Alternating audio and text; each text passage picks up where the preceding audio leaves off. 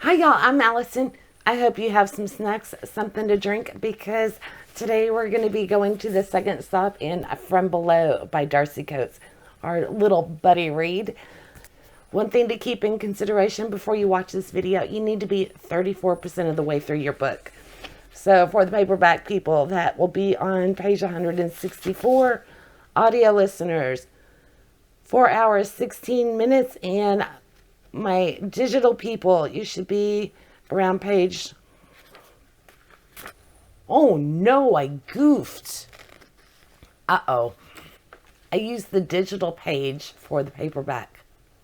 So that means my paperback people were probably really confused because you thought you were stopping on... Wait, what did I do? Oh no. Okay, nobody noticed it yet. I'm assuming you're going to. So my magical paragraph that I gave you is on page 164 in the paperback.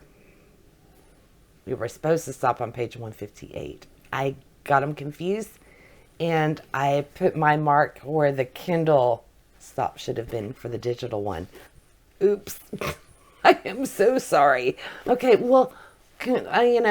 you're welcome. I let you read like 6 more pages than what you were supposed to. So we'll just go from here. I will watch more carefully next time.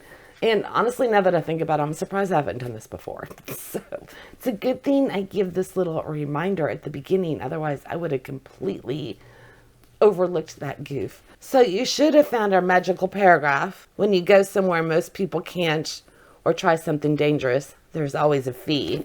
Should have run across that hidden somewhere in your book.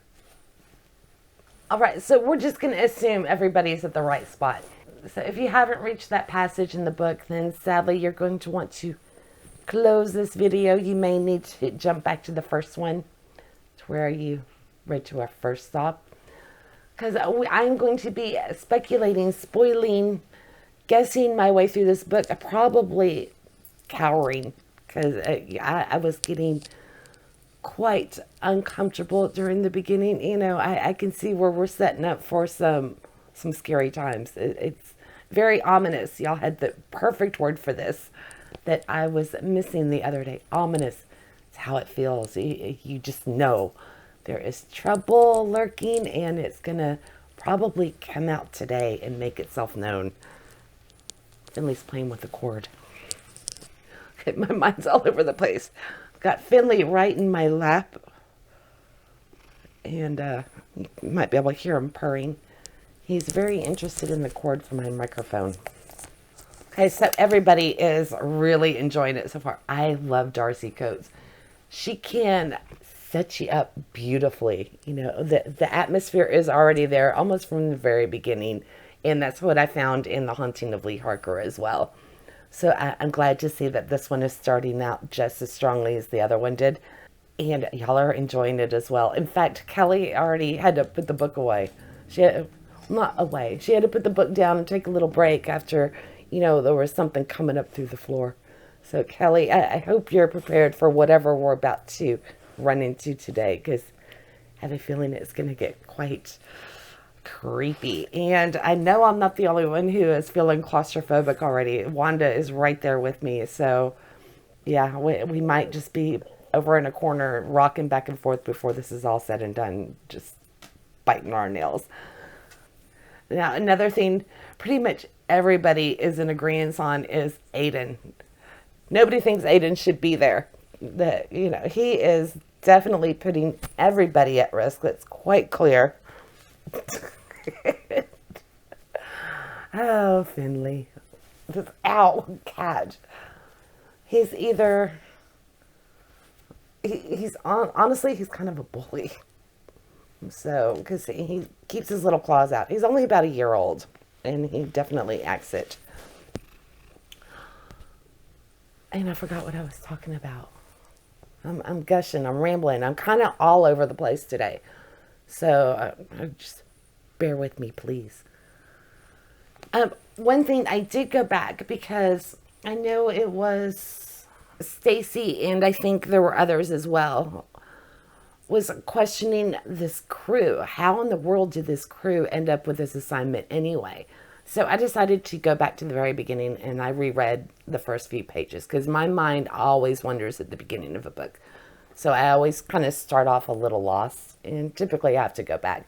So I did that for us. From what I can gather, the production company is a low budget production company. So I would assume we ended up with this crew because Cove had to hire people that would fit within the budget.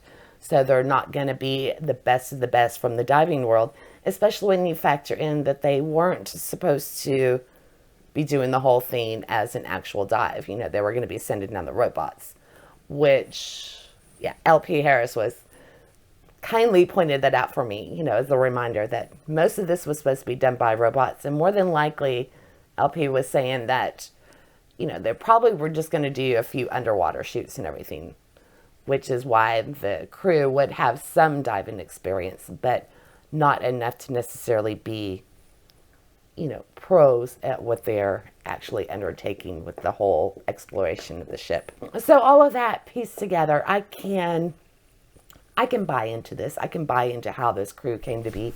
Aiden was hired to be an assistant and a cook. And yeah, Aiden was hired to be in this. He's digging in his closet. My back. Oh, this sweater isn't thick enough for Finley. It's probably wreaking havoc with the mic. We have work to do. You mind? Hello. Okay, I'm going to see if I can get Finley to back off. I want to scream in y'all's ear. Okay, maybe he'll go on the chair.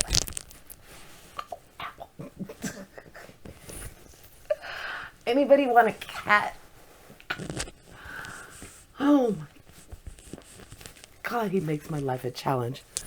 He's the one who wakes me up in the morning. Okay, so where was I? The dive crew. You know, so I think that might be how we ended up with this kind of motley assortment of people. Low budget and, you know, just finding people who they could take with them.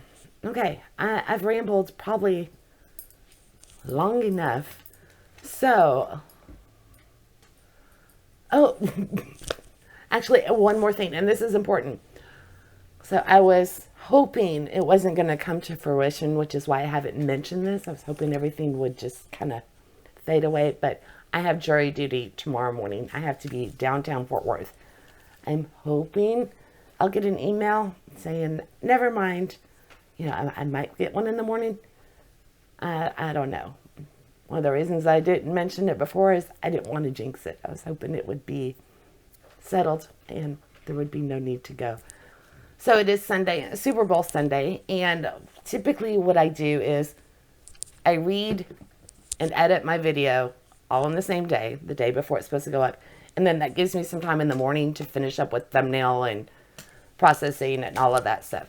Since I have to be at the courthouse at 8:30 downtown in the morning, I don't know if I'm going to have time to finish everything and get the video up for y'all for Monday. You will obviously know because that's when the video... I'm a wreck. What I'm getting at, if this goes up late on Monday, then that means I was at jury duty. And hopefully it was just a one day. I don't know. Sometimes it could be multiple days. So I will update it down in my community tab when I get home Monday to let you know if there's a potential delay coming for Wednesday's video. That's what I'm getting at. This is going to be a nightmare to edit because I'm all over the place. So I am just going to go to the couch and start reading. Hopefully then my brain, all my little ducks will line up in a row and I can convey my thoughts coherently. Otherwise, we're just going to keep skipping all over the place. Okay, let's move into the other room and start reading this book and see what's going on. And I will make sure we use the right page for the magical paragraph. Okay, I'll see you in 2 seconds. Today is going to be a day, let me tell you, because I went to move my camera in here. My whole tripod fell apart, and now I'm stuck. So I got the tripod, everything, the camera's back on there. But my microphone is caught on my sweater. Okay, I'm free. Oh my God. Oh no, Finley's here. And Lily's here. So let me reposition this and let's hope that I can actually get some reading. I don't know. And by the way, thank you for sticking through whatever happened during the intro to this, because if I manage to complete a thought in any of that, I will be shocked, and I'm really dreading editing that later. I probably should have redone it, but we're just going to roll with it. We're going to let today play out however it's going to play out, and wish me luck. Okay, so I'm like sitting on this much of the couch, and it looks like Finley's about to get comfortable, but I'm not going to let that happen. I got to see if I can carve a spot for myself on the love seat over here, because Lily's behind me eating her deflated soccer ball. Okay, let me adjust.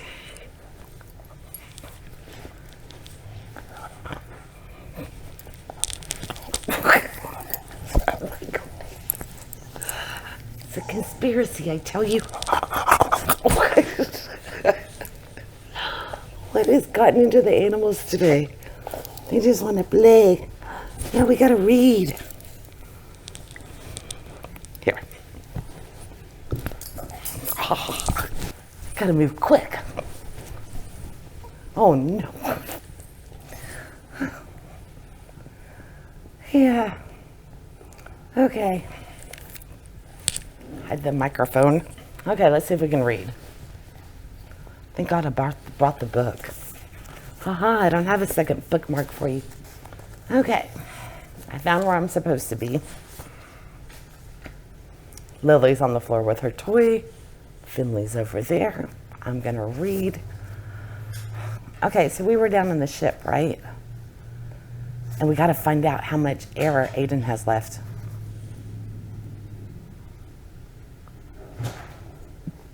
Finley almost fell off of the table behind the couch. I swear that cat. Okay, so I backtracked. Finley found a penny. Or something. If I wasn't such a butterfingers today, I would take the camera off the tripod and show you, but the way I'm doing, I'd probably break something. Can you see him over there?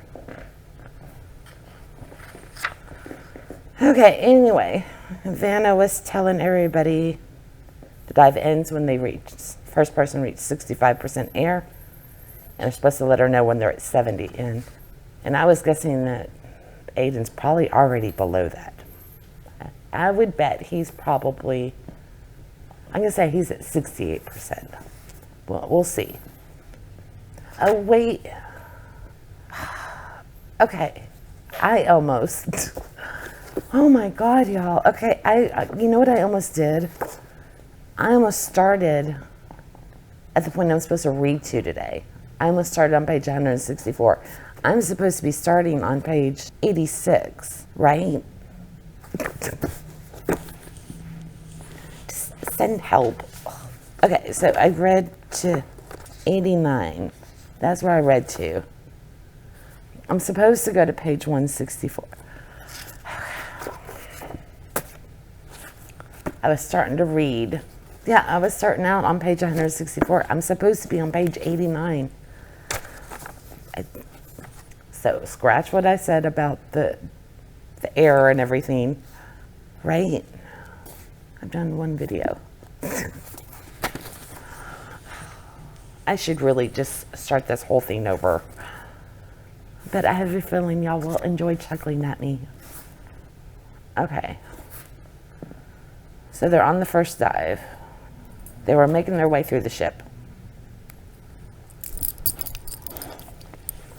Hello, Lily. She's here for moral support. Okay. I'm not even going to try and figure out where I am. I'm just going to read. I would be like Hesty. with her headache. She's describing that, it's not oxygen or lack thereof from her tank that's given her a headache or anything. It wasn't causing the throbs through her brain or the shivers in her limbs. She was attributing it to the ship, or what the ship represented, the adrenaline of discovery, the all-encompassing threat of death, the subtle nagging at the back of her head, that this very moment was possibly the most significant one in her life, and she couldn't do much except grin maniacally behind her mask and wish it were over already. That would be me. Yep, I would be quaking in my boots. Okay, so Hesse, I like how she's explaining how Hesse ended up on this crew, because, as I mentioned at the beginning, we were all questioning why these people are here, and she is there to give scientific authority to the documentary. So I really like how that's added, and I like Hesse's character. She's somebody I could very easily relate to. I like her. She's almost got a sense of humor with her outlook.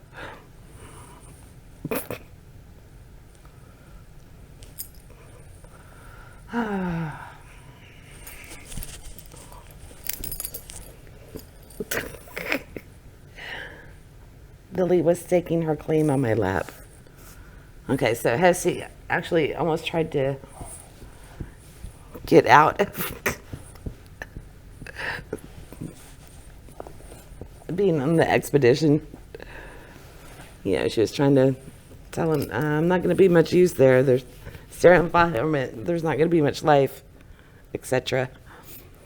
I really like her. I hope she survives and that this does give her career a boost, because how heartbreaking would that be to study for 9 years and then not really be able to use your degree? I know that's a thing that's happening to a lot of people right now, but you would think marine biology, that wouldn't be an issue for that field.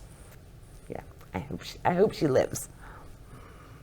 Maybe she'll turn out to be the one with the nerves of steel at the end that manages, because somebody's going to get out. I would assume it's probably going to be Cove, because she's our main character, or at least she was the one guiding the narrative at the beginning. But, maybe it'll be Hesse. That would be cool if those two make it. So Hesse is broken off from the group just for a minute, she thought, to go examine this first-class cabin, and I love how it was described. That was beautifully done. You could picture the room, and even with the way the objects were left, with the suitcase being opened and rifled through, you can kind of get a sense, of somebody inhabiting that cabin. But what's this with the dark shape that floated beside the broken portal? Which actually, that really emphasizes how spooky this is going to get, because this environment is so cold, and the lack of oxygen and everything, there's not supposed to be any fish or any life down there. So any little movement is really going to get the dive crew's attention, which would just add to the creepy factor. Because if you think about it, there should be nothing moving down there except for them. So if you see movement out of the corner of your eye, I mean, seriously, how creepy would that be? And speaking of creepy, if you hear some laughing, my mother is up in her room and she's watching the Super Bowl or the pregame, and I think she's laughing at the commercials. At least that's what I assume. So if you can hear her, that's what's going on. And of course, I'm not going to tell my mother to stop laughing and having fun. She's 70. Hey, she's enjoying her TV show. Okay, so what? So there's a twisted shape by the thing. First glance filtered by the water.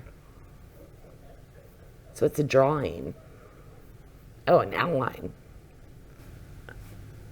So why would somebody draw a human shape floating on a wall with lipstick? That's more odd than scary, at least at this point. Okay, now that's creepy. She said if she looked too long or hard, she could almost swear the figure was staring back at her. Okay, so Hessy's going to catch up with everybody, see what Cove found. Do not let him out on the wall. So, yeah, finding these messages written on the walls of his ship. You know, this is an expensive ocean liner. This isn't like some working vessel, like a fishing ship or something. You know, writing on the walls, that would be the last thing you would expect to find when you go down to salvage this or explore the shipwreck. I would be so creeped out. Okay, so Jesse's at 71% oxygen. We still don't know where Aiden's at. So why won't Aiden just stop the dive himself? I don't get his motivation. Is he just immature, you know, and doesn't want to be the one to send everybody up? Or is there something else to it? Because, you know, he was just signaling to Hesse, trying to see if she was okay. And she wondered if maybe he was hoping that she would say she wasn't and wanted to end the dive. Maybe he was counting on that.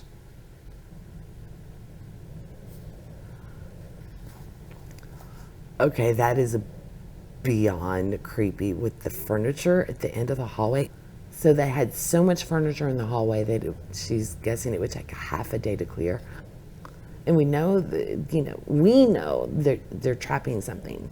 It wasn't like a quarantine like Cove was hoping. And, you know, Roy quickly brought up that they would be quarantined at as far away from everybody as possible. It wouldn't be right there. But, yeah, with the do not let him out on the wall, and then that much furniture blocking a doorway. Something major happened on this ship. I want to know, but I don't want to know what's trapped back there. So where is Roy wanting to go? Okay, I know where they're going. Now we're going back to a flashback. Okay. I will be right back. My brain is all over the place. I'm gonna see if I can get it to settle down so I can fully focus. I'm everywhere. So I know I'm gonna miss stuff. I really think I have ADHD, and I've got to. Because I've got like 50 million things, and I keep getting distracted by, yeah, okay. I'll be back. I think I tilted my phone by accident. I'm gonna fix that in editing. Hopefully I should be able to do that. Okay, I'm gonna get back into it. Hopefully I can focus. So I'm on page 104, and we got a flashback, so we'll find out what's going on. Or a little bit more of it. I should fix but I'm comfy. I'll just tilt my head. Okay, I guess that would be unusual if they've got that thick fog, like they're describing, to where they can't even see beyond 2 rail posts for the ship to still be barreling through at high speeds. Because typically with fog, they would slow down to a crawl, right? Granted, they don't, they're nowhere near land or anything, but still, that doesn't seem like the normal way to do it. And I gotta fix this camera. Sadly, I lost my perfect spot. So Harlan's doing watch, and he has a lantern, a whistle, and a spyglass, which he says that normally he doesn't have any of that stuff. So what are they looking for? And I guess they're looking for something outside, something out in the fog, not within the ship. And what is up with this fog? Why does it stink? Is the fog gonna make people go mad? Is that what does somebody on board go mad? I'm probably not. This is gonna be a supernatural thing, right?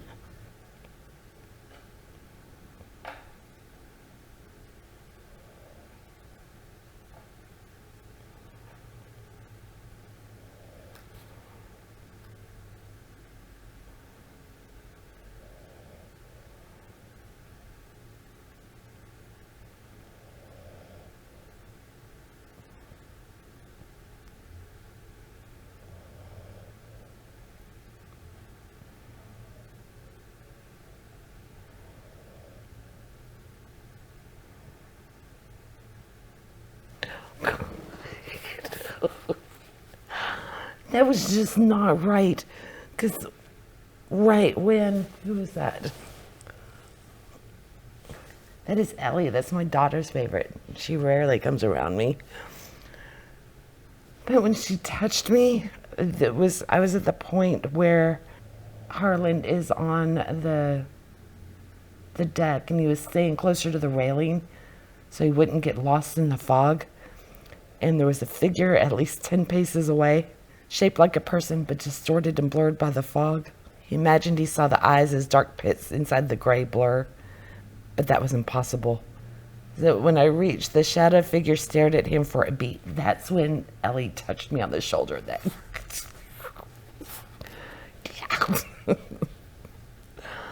Oh, whew, living the book.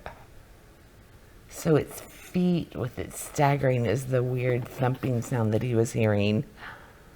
And the passengers weren't allowed on deck. I was going to say, the captain just left after Harlan reported somebody was overboard, and Captain told them to check the passengers, see if anybody's missing. And then he just said, as you were, and to everybody who had come responding to Harlan blowing the whistle. And so the whole time I was like, don't they normally sound alarms, drop anchor, and start, a search party if somebody goes overboard like that? But, that wasn't happening. And then Harlan, after everybody walks off, Harlan realizes there had been no orders to turn the ship back to look for the fallen man. Oh, it could have been because of in the fog. Okay. Chances of rescuing them in the fog were practically impossible. Yeah, but there's something about the bluntness of as you were that left Harlan cold in his bones. Like the captain knows that they're not going to find anybody there anyway. Was that like some kind of apparition, a ghost or something? Or, because Harlan was saying it was like watching a phantom image play out in front of himself. I think that's what he said. And the captain hasn't been getting any sleep, so the captain knows something of what's going on the ship, and they're trying to outrun something. Okay, I don't know. Was it a real man that went overboard, or was it something else, something other? And it's got to be something related to this fog. So, okay, it was a passenger, Mr. Caraway. And then the next night, his new bride, 6 months, she did the same thing. Slow, measured steps, climbed the railing, lifted her head towards heaven, and tipped overboard. And the ship didn't even slow. So what's causing the passengers to fling themselves overboard? After looking up to the sky, to the heavens, not the sky, the heavens. Okay, that's more what than creepy and scary. But I don't know. There's definitely something going on. I would assume messing with their minds. And it's got to be related to the fog. I'm getting, I keep flashing on Stephen King, what was it, The Stand or The Mist? I think that The Stand is the book and was the movie The Mist. Or do I have two different stories mixed together? Anyway, it was a really good one. Okay, back to this. Jumping back to present day, we've got Hessie. Oh, that's right. They're going through the gap in the door. I don't know what room Roy wanted them to go into, what he wanted to check out. Yeah, and they've got a tilt to keep their canisters from getting wedged in the door because they didn't get the door open wide enough. No, thank you. No, I see getting caught. Somebody's going to get caught. They're going to run out of air and they're not going to be able to surface in. Something's going to be chasing them. Oh, it's the dining room. At first, I was wondering why Roy was so insistent on going up through the skylights in the dining room instead of retracing their steps. But I forgot Roy's the cameraman, and he's right. That would be a spectacular shot, you know, them swimming up and getting all of that because it's 3 stories high. So I do like how Cove referred to Vanna to see if they do need to follow out the line, you know, if it was unsafe to just assume that the skylights were going to be broken enough for them to get through. So I do like that. And apparently they're going to save the dive line and get it next time they come down, which of course to me spells more disaster. That's as bad as filming the proposal. I was like, nope, trouble's going to come from that. A bad decision coming. I wonder if he knows that Aiden is low on air and that's why Roy's looking for a faster way out. I wouldn't be surprised. He does seem in tune to Aiden. And we still have no idea how much air Aiden has left in his tank. So they're going to have to do 12 stops on their ascent. Yeah, if you're being chased by something, you're not going to outswim them. That's for sure. So they're doing their first stop for their ascent, and they haven't even gotten out of the dining room. And Hestia all of a sudden finds herself, you know, she's getting a little anxious. She imagines herself plunging, limbs shattering as she glances off the tables, head cracking as she impacts the floor. And then she's like, where did that thought come from? So is whatever's in the ship, whatever force is left or anything, is it going to mess with their minds? Is that where all of their panic is going to originate from? You know, is it actually kind of planting these ideas in their head? Because that would just be... How weird would that feel, being just floating like a whole story above a dining room? Because your brain would be like, I'm supposed to be standing on the ground, but yet you're suspended, not touching anything. Yeah. And that would have to be such a unreal experience.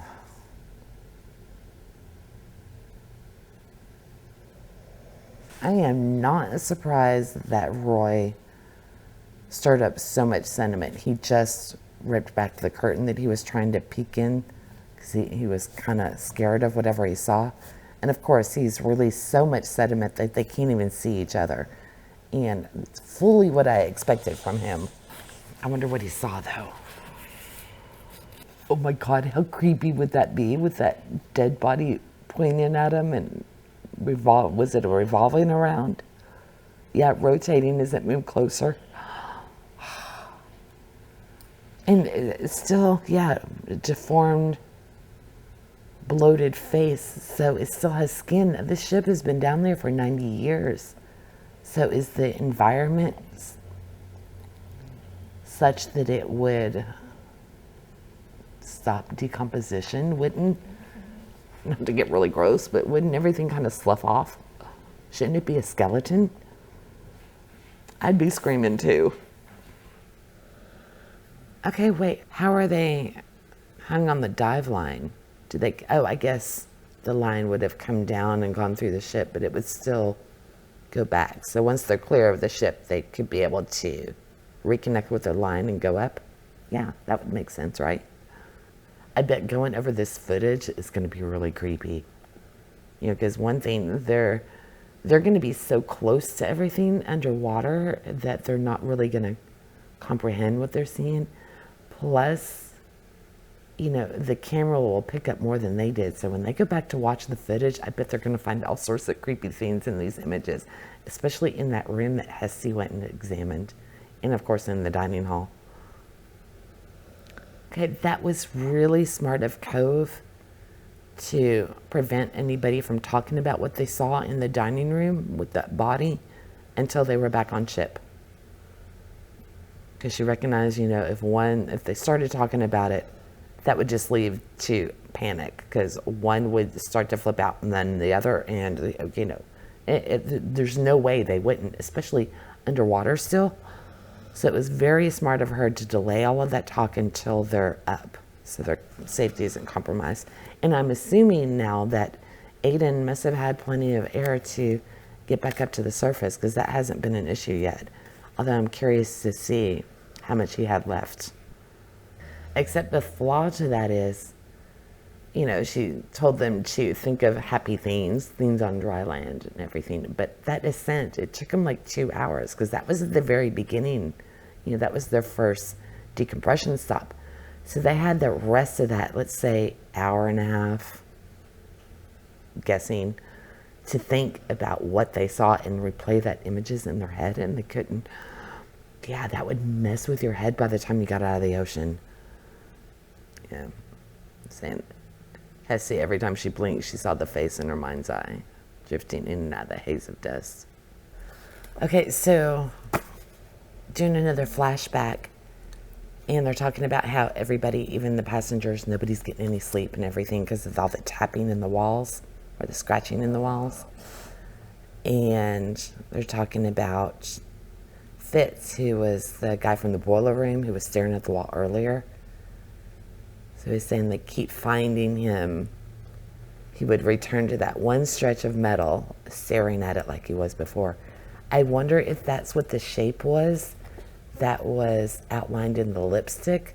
If maybe that first class passenger saw whatever it is that Fitz is looking at too, and they wanted to mark it on the wall so they could show somebody trying to point out. It's like, here, don't you see it? And then you trace it with your lipstick going, right there, do you see that?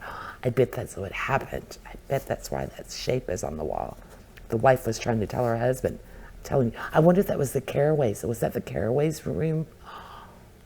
That would make sense. And whatever it was propelled them to go overboard. I'm calling it. It's some kind of supernatural thing that's like possessing them. Okay, that's creepy.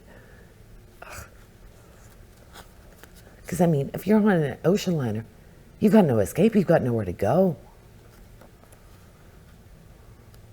Especially with that fog that smells weird, or that smells bad and has a taste to it, that Harlan's still tasting it the next morning. There's got to be something in that fog. Yeah, see, if the scratching was constant, you would become accustomed to that and you'd be able to finally get some sleep. But if it's sporadic and there's no rhyme or reason to it, and just when you think it's finally gone, it starts again, you would spend all of your time anticipating when it would come back, and that would put you so on edge. You wouldn't be able to sleep, which would make you more anxious and paranoid. And yeah, I don't think I'll go on a cruise.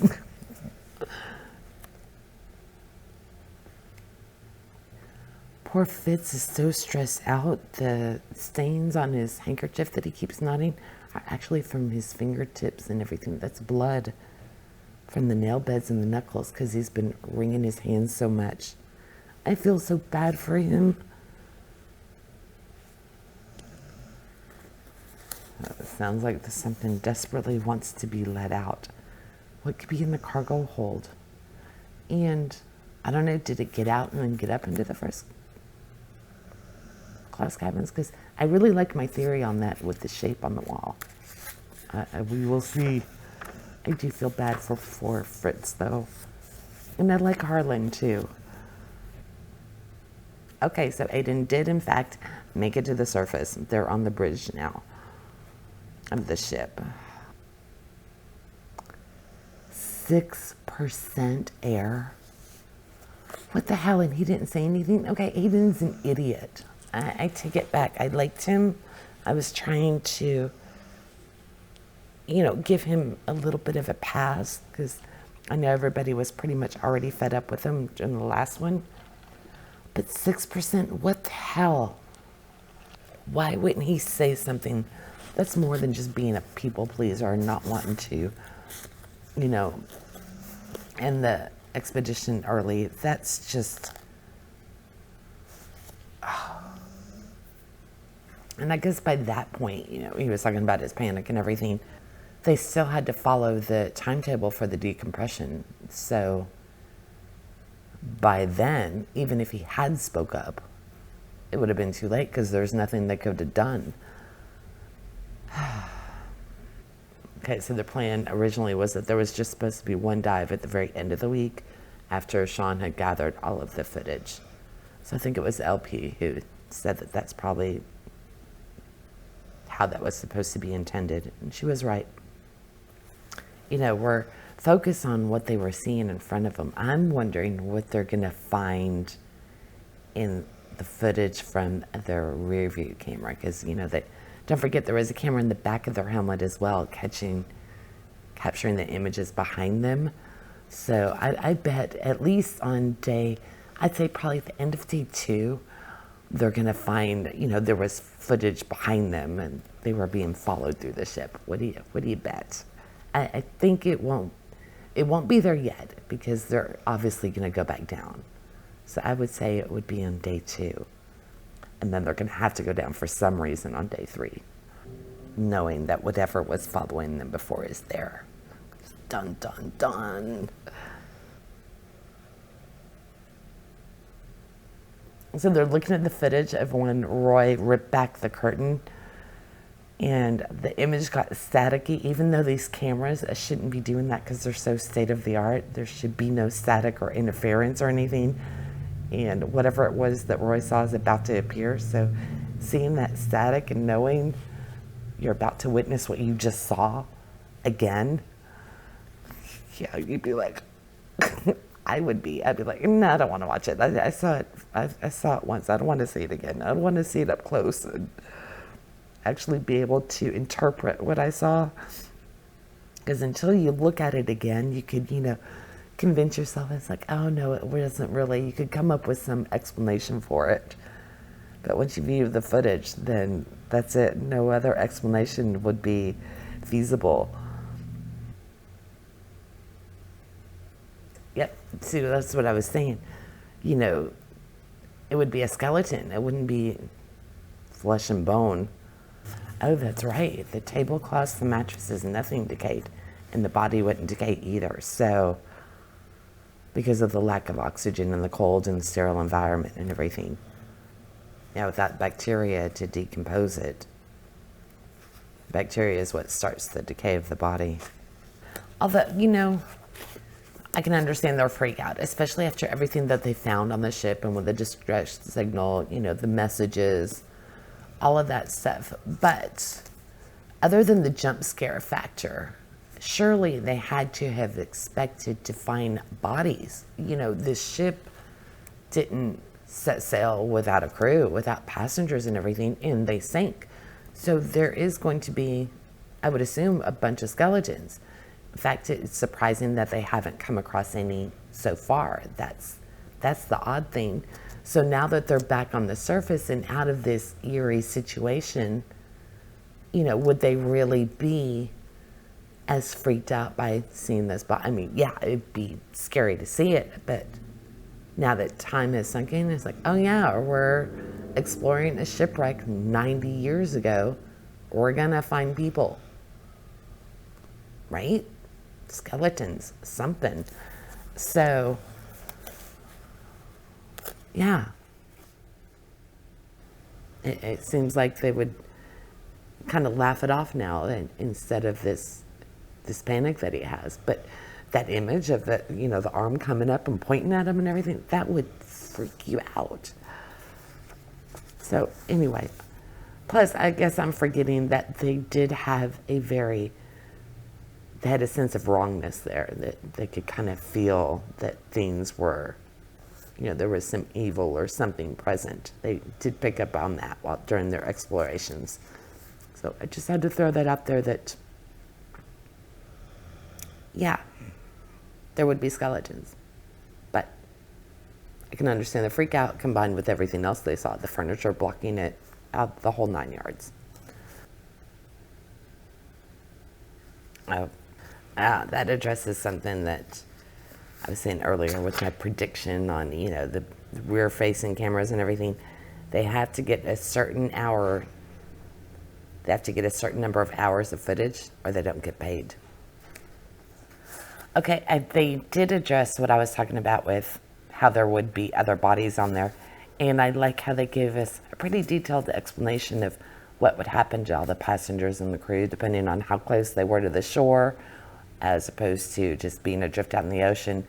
And lifeboats, the differences in those, how those were basically just, they were there to wait for another boat to come along back in the days of the Titanic, as opposed to having a boat, a motor where they could actually get to shore.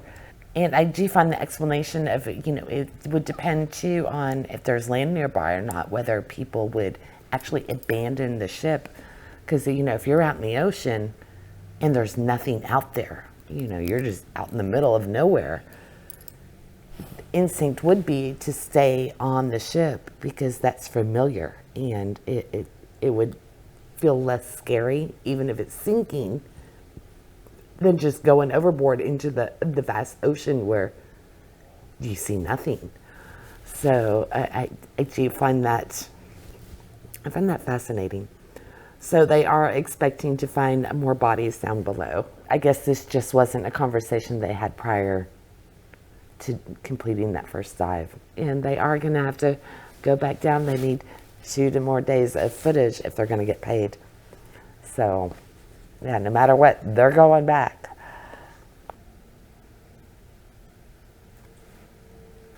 Okay, so we found out what happened in the bathroom that was destroyed with the broken tiles and everything. And that was one of the chief stokers had been found. It's uncertain why he was there, but by the time he was discovered, the mirror and many tiles had been broken. Sink and floor had been smeared with blood. He had begun retching. The blood he had begun retching. So he was throwing up blood, taken to the Liners Hospital where he lay comatose. One of the men who helped carry him there had scrubbed at his blood-stained arms until they were raw and red, and now lay unresponsive in his own room. Okay, so they're going catatonic. And we had another junior stoker that possibly went overboard. And there's something wrong with their lighting. Something in the walls. So yeah, if those two had, the stokers, the guys from down in the boiler room, those both went catatonic. Is that what's happening to the people who are going overboard too? They're in like some kind of an altered state, hypnosis or something. I mean, something's going on with them, at least it appears. I don't know. Oh yeah, I completely forgot about Vanna's journal. How did I forget that? So I guess Sean is finally going to tell Cove about it. Now that all of the day's drama is over and everybody's settled down for the night. Completely forgot about that. And we've got Devereaux. He's reviewing all the footage. I bet he's going to find something really creepy in that footage. And I bet it's going to be on one of the back cameras that nobody knew about. I knew it. They're looking at the rear camera for Esty, and a shape shifted beneath the bed. I knew it. I knew the back cameras would find something. Okay, that was kind of creepy. Long fingers drifted into view. So is that the woman with her fingernails painted to match her lipstick? Oh, so it's a body under there? Oh, it's saying it gives the illusion that the fingers were reaching out toward Hesty's foot. I think I keep getting her name wrong. So I'm saying the movements would have been caused by little eddies, in the water, pulling the figure out. Although it did seem that the fingers extended a fraction of a second immediately before Essie turned back to the door.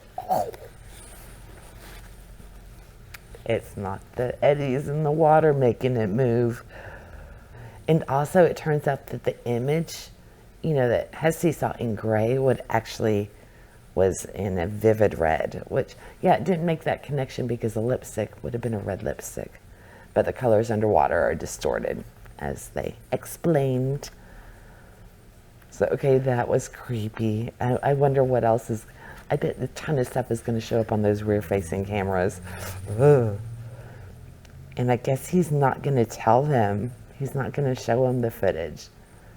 So are they not going to find out about this until the third dive? He's going to let them go back down a second time first?